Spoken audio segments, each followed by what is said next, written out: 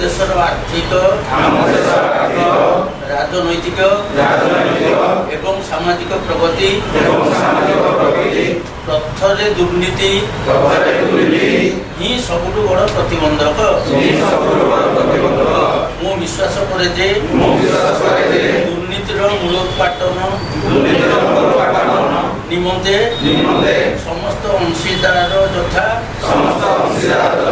सरकार नागरिक समुदाय तथा घरोई क्षेत्र एकत्र होई कार्य करने आवश्यक। मु अनुभव करे जे प्रत्येक नागरिक सबु समय सतर्कता सहित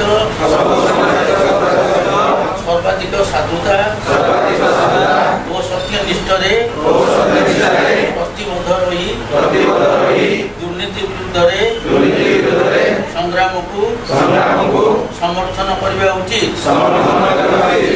मुझे शपथ नेउछि जे जीवन प्रत्येक क्षेत्र में सचोटता एवं आईन शासन को अनुपालन करी उत्कोच नेबी नहीं किंबा देवी नहीं समस्त दायित्व को साधुता एवं स्वच्छतार सह संपादन करी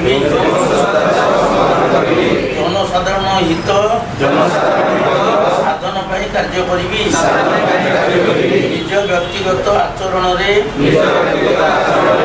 दृष्टान्तमूलक साधुता बजाय रखी उदाहरण हेबी दुर्नीति संपर्कित कौन घटना उपयुक्त कर्तृपक्ष को अवगत कराइबी।